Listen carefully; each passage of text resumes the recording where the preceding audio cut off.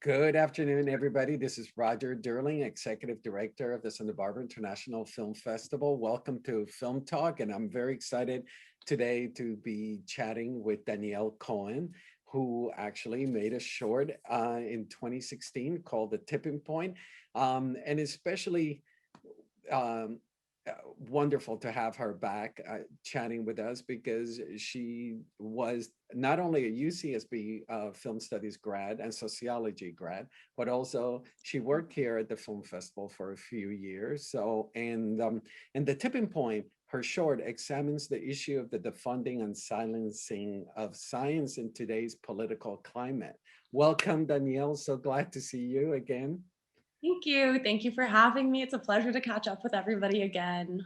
I actually, we weren't thinking about this when we scheduled the film, but I don't know if you saw the news yesterday from the EPA and how prescient your film still feels. That for those who didn't read the news yesterday, that until 2016, the EPA regularly updated its climate indicators, but under President Donald Trump, who repeatedly questioned whether the planet was warming, the data was frozen in time. But it's now available on the agency's website. I guess the information was there, but it was not kept current. So now the Yeah, EPA is going to make it public. What were your thoughts about that bit of news yesterday? it's just so interesting to me when we started this film and came up with this idea. Everything seemed so different than now, and everything was so in our face in the moment. And it's just crazy that years from now, we're finally seeing bits of change when everything seemed so pressing as we were out at the March for Science when we were first filming, and seeing that the in Santa Barbara, and yet the public can't access it, which is what we've really realized, like a huge issue today with what was happening with the pandemic and everything, the government, the trusting in science, and basically how important that is for us, for our climate, for our health. So I'm really happy to finally see we're having a little bit of change and finally kind of taking steps that we went backwards before. Now, finally, hopefully, we'll start making strides to catch up to where we need to be. So when walk me a little bit when you decided to make this the subject of your documentary while you were going to UCSB. Yeah. So I remember it was, I think around late 2016 after the election, I was in my final year at university at Santa Barbara, and I was in a green screen environmental documentary screening program Correct. with Professor Chris Jenkins. And basically, he inspired us to work together. It was filmmakers and the environmental study students. Such a great mix of people. And we all just kind of came together talking about what issues mattered to us. And from there, we came up with the idea of obviously the climate was so important locally in Santa Barbara, and really kind of take that as our driving force as the local voice, the local power, the small person can make a change. And so it was really just kind of talking with our community is how our story started developing more and more. We started with this broad idea of the climate, and then after speaking with local scientists, students, grad students, researchers, we got involved with speaking with the organizers of the March for Science, and it all kind of slowly fell Came into together. place. But yeah, and the Um, timing was really interesting you because actually it was, Danielle, one of the compelling things of the doc is that you focus on the National Center for Ecological Analysis and Synthesis. And in particular, Ben Halpern becomes this great voice of reason. When did you zero in on that organization and in Ben in particular? yeah, so he was kind of one of our original connections we got to finding our story. He was one of the original people we spoke to. We were introduced to Ben through Chris Jenkins and some work they've done together in the past. And it basically just started with a phone call, and then us going into his office to meet with him, learn about what the organization does and how they're all this open pot of information for collecting research and instilling this power of knowledge into the community where scientists can come, they can go out into the field, do collective research. And so basically we started with him, and after just speaking with him, and he seemed like the character we wanted to really focus in on, and kind of follow what he sees as someone who's organizing this, but also his personal aspect, him being a dad and being nervous for his kid's future. It Yeah. was something that really helped us kind of channel that all in. Yeah, he also has he's such a great communicator. Oh, We're dealing with a very complex matter, but I was noticing, I've seen the film a couple of times, that he just, makes it very concise, very yes. just clear. Was that something when you met him that you tapped into right away?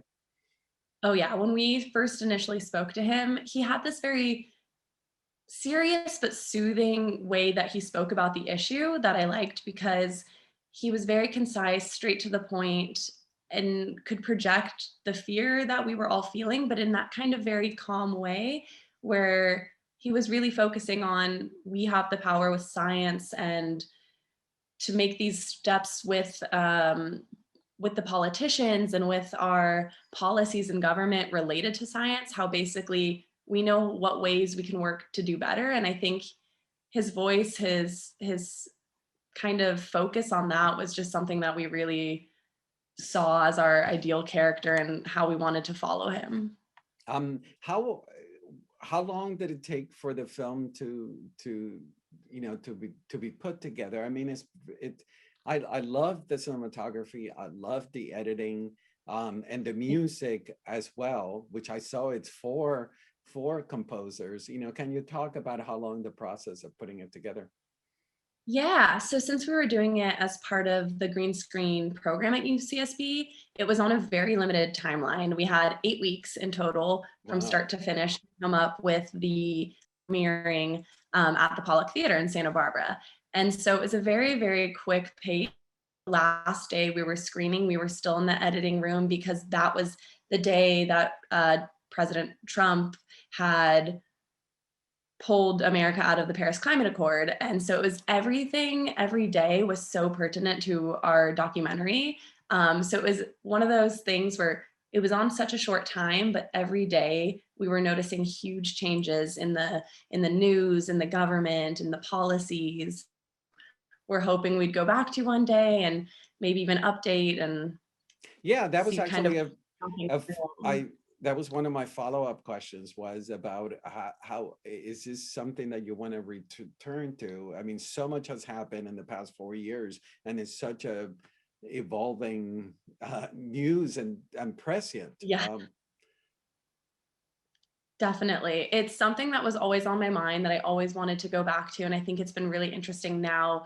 Me in Italy, so I was watching the news from another country, and I had kind of been waiting to find that new inspiration, the new outlet for my next project. And so it's something that I think once I'm back in America would be a little bit easier to do that. And I think that will be something that I plan to do. And right now, kind of going in a parallel, I'm working on a new documentary here on what's been happening with the environment and everyday life with the pandemic happening. And that's kind of now where I'm shifting to continue down this environmental documentary path. Yeah, but you got ahead of me. For those who are listening, she hinted to the fact that which I was remiss to mention, that you're actually calling in from Italy, from Florence. And before we get there, I want to retrace the fact that the film, as you mentioned, premiered at the Santa Barbara Film Festival, closing night at the Arlington Theater. What has happened to the film? You mentioned that it was in a festival in Spain. Where else can you share other Yeah, screenings? definitely. It was really amazing. to see kind of where it ended up. It went to a few different places in Europe as well as around America. I believe in California it went to the 25 Under 25 Film Festival in Wow. San Luis Obispo. Um, it won Best Documentary at I think it was, oh, I need to double check the name, but the Women's Film Festival in the Midwest, and I need to double check 100% the name of Oh, that. But it went on to Sardinia in Italy, actually, at their environmental film festival, oh, which was really, really amazing experience to go visit and be a part of that, as well as the Ecozine Film Festival in Spain. And then it went on to Finland as well, wow, which that's has been really terrific. interesting. This is Yeah, this yeah, is it's been all really great news interesting to for us see. because we're very proud of you, and to see you continuing after Santa Barbara, it's fantastic. So what took you, what are you, if you don't mind me asking, what Yeah. took you to Florence after Santa Yeah, Barbara? so after kind of my trajectory from working in Santa Barbara, it's so nice to kind of at the film festival and then had my big premiere at Santa Barbara's Film Festival for closing night, which meant so much to me because it was that personal kind of connect.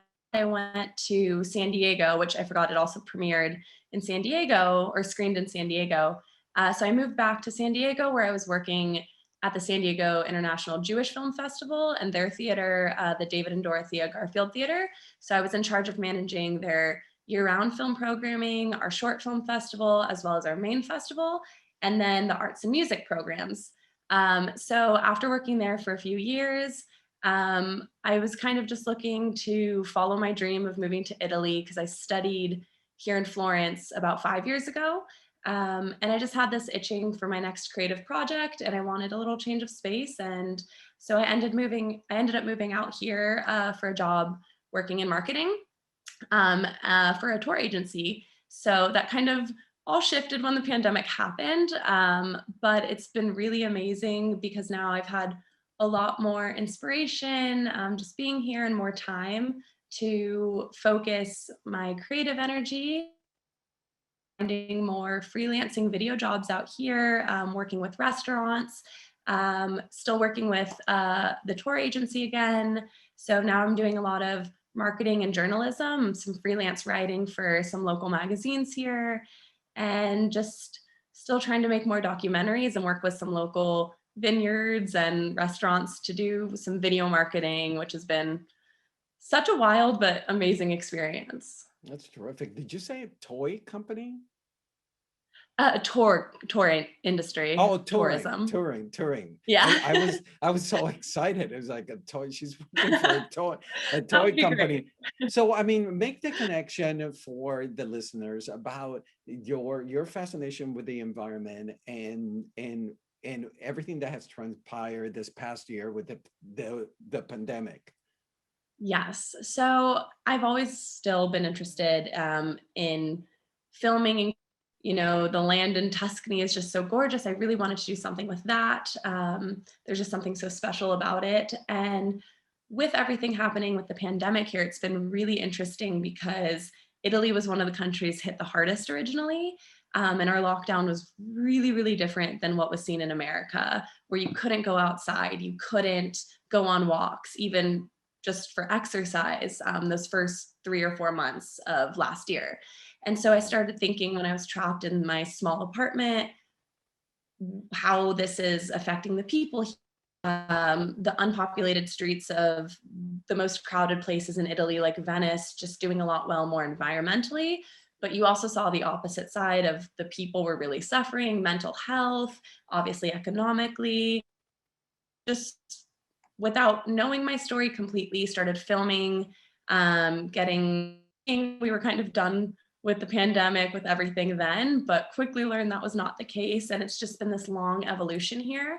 And so now I've started talking to a lot of different restaurant owners, people who work in the tourism industry, because now we've seen a huge shift to ecotourism, especially here in Tuscany, because people aren't able to come from all the way across the world. So the ones who can come are focusing on more small private experiences outside, out in the nature, where they're seeing that their footprint isn't causing as much of a huge ecological impact the way a lot of tourism was before here in Italy.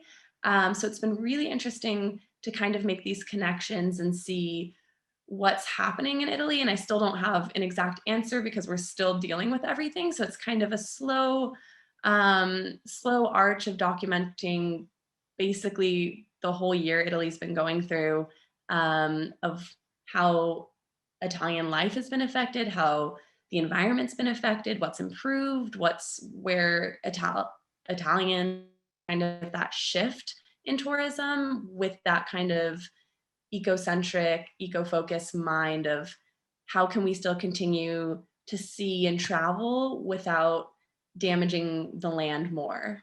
Hmm. Yeah, I was struck by seeing this article about Venice that because of the lack of tourism, um, the canals you could see So um, much more clear. so much you could see like swans swimming in the canals, and the Yes, yeah. canals are cleaner, and there were dolphins in the Okay. canals. Um, it's Yes. ins it's insane. There was one aspect of your documentary that was very impressive. The idea of removing data and dialing back funding of data and Yeah. science research. And during the pandemic, we saw the effect of that. The fact that we didn't know there was no truth in science. I mean, we were not relying on science to make decisions. Yes. Is that something that you saw in Italy as well, or they were relying on science to make the I decisions? would definitely say at the beginning, it was a very big difference from America. I think here at the beginning, I think it's changed a little bit now, but I'd say at the beginning, everything was so data focused. The numbers drove every decision, and they still are.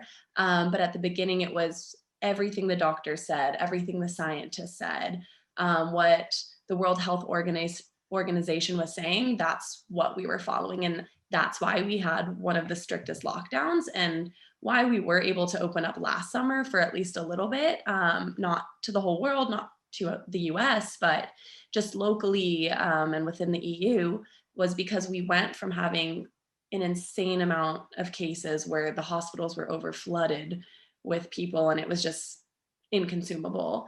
But then it went to basically the cases dropped down completely and it was for a few months, but all of these decisions were being made, by the data from the hospitals, by the scientific research. Everything was getting updated. The more research was put out there, and it wasn't that distrust that I was seeing on the news in America, where do we listen to Fauci? Do we not? Who do we trust? The governor, on the states kind of battling their own rules. Here it was very, I don't want to say unified because there are a lot of issues still happening here with Hmm. different parts wanting to believe differently. But at the very beginning, all of Italy felt very together. All of Italy was in this terrible lockdown, but all of Italy was trying to do their part and very much listening and believing those results to do their part and stay safe and keep others safe. So you have started already working on the documentary about the COVID and the environment in Italy, Yes. right? And then, so is it different voices that we hear from? We hear from the tourist side, we hear from scientists, etc. Yeah. So right now it's been interesting because it's been a little hard to get out and do the interviews in between all the different lockdowns. But right now what we've got is we'll hear from a few different characters, kind of see where it's going to follow still. We're still very much filming interviews, but right now kind of hearing from restaurant owners, from people who work in the tourism industry, from people the typical standard tourism industry, and then from people who work more on that ecological tourism side, out in the farms, out in the countryside, from tourists who were actually sent home. Because at the very beginning, when the world didn't really know what was happening, there was a huge population of American study abroad students, for example, here, who all suddenly just kind of fled within like 1 week of each other. It was over like 800 students all at once, just dispersing. And you could really see that. So talking to those restaurant owners who were affected, um, talking to even some of the police and the local government here, talking to teachers who worked with the Americans, kind of that whole array of how tourism was so reliant and how the city was so reliant on tourism and how it really affected when something that no one ever would assume would happen just kind of appeared out of nowhere. And when you do the interviews, are you doing them in Italian or you're doing them in English? Yeah, it is very interesting. So we decided we wanted to keep it as authentic as possible. So depending Oh, who we're cool. talking to, so for example, there was a therapist that we're talking to, and she's from Canada. So we're gonna keep hers in English to talk about the mental health aspect. But a lot of the restaurant owners that we'll be interviewing, we want to keep it in Italian with English subtitles. But it's definitely made it a little more tricky as I've been learning Italian, writing and transcribing the interview questions from Italian to English, English to Italian. But I think it kind of adds to their authenticity and the passion Right. that they Yeah. have when they speak about everything. And do we have a title or working title yet for the doc? Not yet. There was a really interesting art installation in December that was put up in one of the palazzos here in Florence that we really, at that time in December, were focusing on kind of how Italy was really, really down and really suffering mentally, emotionally, economically, everything. And yet there was still this huge surge of community and this kind of surge going with the holiday season. You couldn't really be outside to enjoy it. They put up all of the holiday lights on this one main street that they always do, and the Christmas tree. So we were thinking of taking something inspired from a quote, "We rise by raising others," Yeah. which kind of was the beginning of the pandemic when anything they could to kind of keep the spirit alive. So that was something I was thinking about to get inspiration from, but we have no official titles or anything yet. And no pressure, no pressure, but can I count on having the film at the film festival? I would love that. I would love that so much. It would be great to do a full circle again and premiere it again at Santa Barbara's Film Festival. Hey, It's just like coming home always. we have quite, it's not till January, late January, early Yes, February, so you have a few months to still work at it. But that exactly. now, Danielle, this has been delightful. So great to catch up with you, and thank you for agreeing So great. to chat with me today. And definitely keep in touch Thank you because for so much for reaching out. no, yeah, and yeah, let's keep in touch because I'm serious about the documentary, and I think that Yeah, our followers here in Santa Barbara would love to see it. I think it's really cool, and especially kind of coming from the American point of view, it's very different, I think, and I'm excited to show it to everybody that I used to work with and all my love in California. It would be so great to showcase it again there. Excellent. Well, arrivederla, grazie mille, Di and ciao, niente. ciao. Ciao, ciao, buona giornata. Okay, grazie.